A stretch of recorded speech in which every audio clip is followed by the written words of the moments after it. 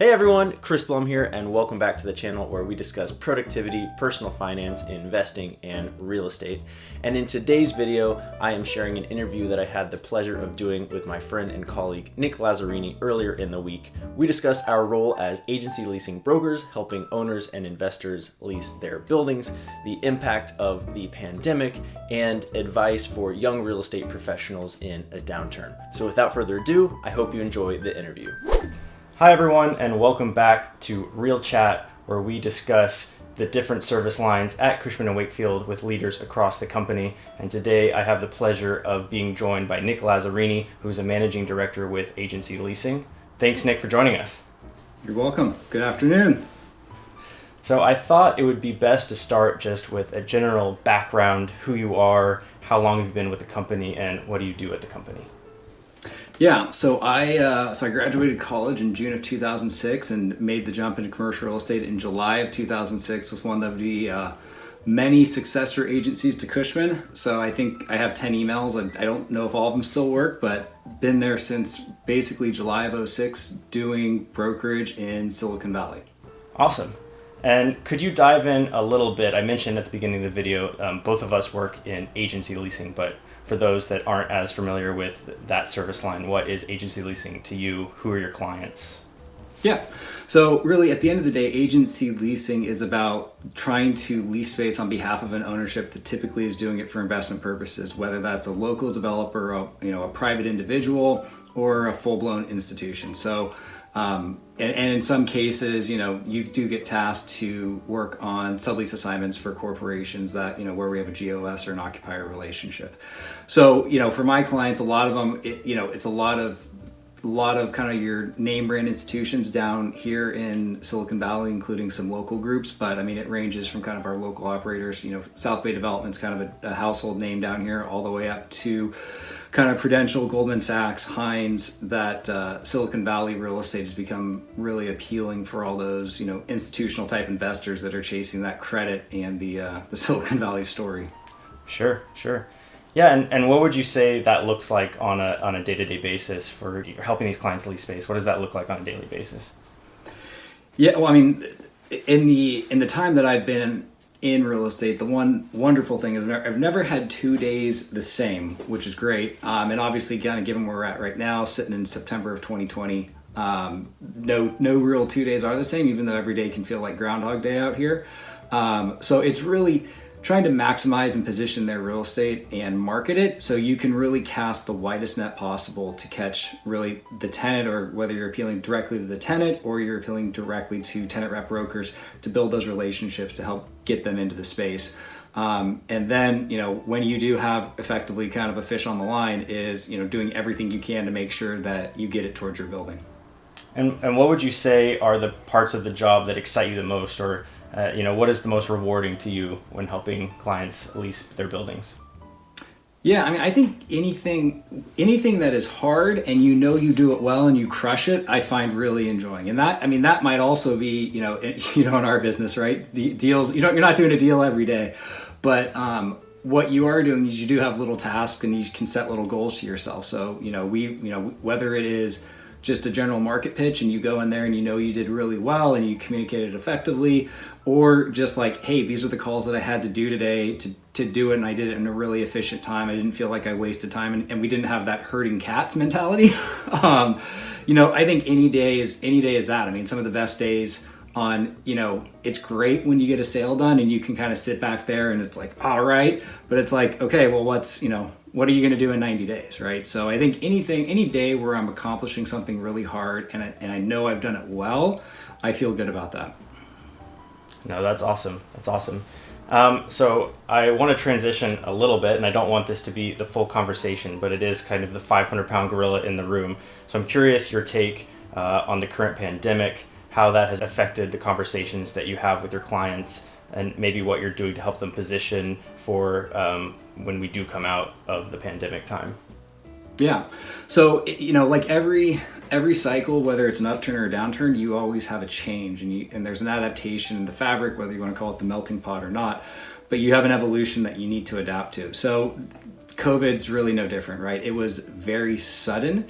So before kind of going into it, it was you're doing whatever you can. You're advising your clients, hey, hold whatever it needs to take to get a deal done. You do it to kind of close that deal.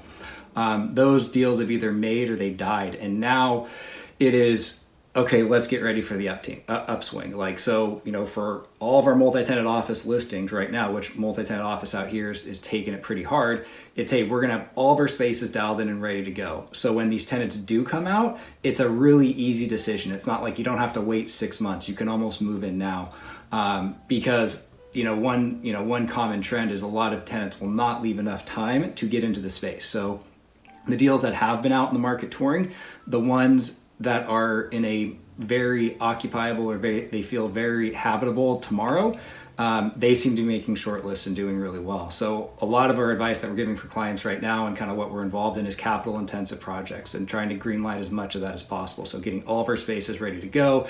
Are we going to do anything else for kind of outdoor amenity areas? Because even though out here in California and Silicon Valley we're technically still locked down, you still have people going to work, and the expectation is that people are going to come back, and all those things that were important going into COVID are still going to be important, especially the outside stuff as we come out of it. I think that's great advice for the clients. And it strikes me, so you joined in 2006, and obviously the recession in 08, 09 followed pretty shortly thereafter. So I wonder, this video is mostly going to be viewed by people in CWFL, so the future leaders. And so I wonder what advice you might have to young individuals on the brokerage side, whether it's agency leasing or the tenant rep side, about what they can be doing in this time. Yeah, 08,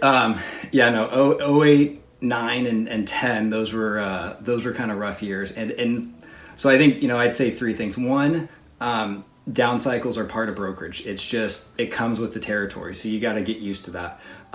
The other thing is you got to keep your eye on that. This will pass. One of the best things that I heard was if you think of kind of a crisis or kind of a downtime as a season, seasons will pass. They seem really bad when you're in them right now. And you may be banging your head against the wall and you may not be making money. And I heard multiple times in 8, 9, and 10, like, hey, just keep doing what you're doing, and when it comes back, you'll be golden. At the time, the talk is really cheap because that doesn't help you with what you need to do. But if you stay disciplined, if you stay consistent, look at your business plan and just think like, hey, what is it going to be like in 90 days? What is it going to be like in 6 months? And kind of go to that, and don't try not to get discouraged. That's the hardest thing.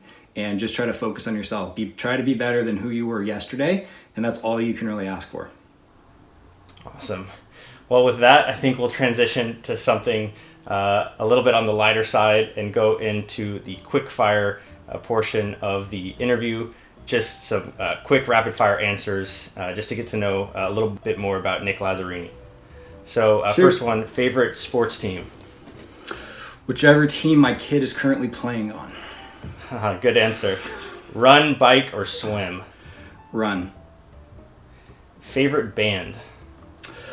Ooh, right now I would actually say Aaron Watson out of Texas. Or if I'm gonna go back, I'd probably say, if you're gonna go older, maybe like AC/DC, depending on what I'm doing.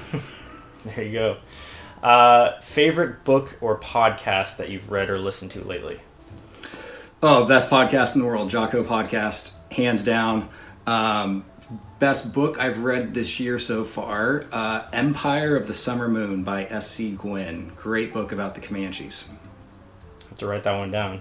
Okay, 2 more. Wine or beer? Beer. And then if you could have coffee with anyone in the world and throughout history, so now or at any point in human history, who would it be? Teddy Roosevelt. Good answer.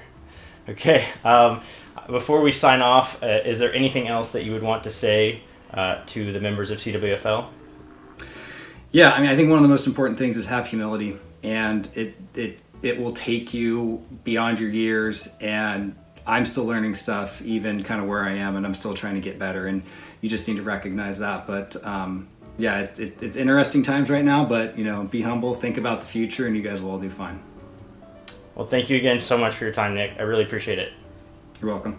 Thank you so much for all of you that stuck around to the end of the video. As always, I would really appreciate if you could smash the like button and consider subscribing for more content like this in the future. Let me know what you thought about the interview style format. Would you like to see more of them on the channel in the future? And I will leave all of my social media contacts below and look forward to connecting.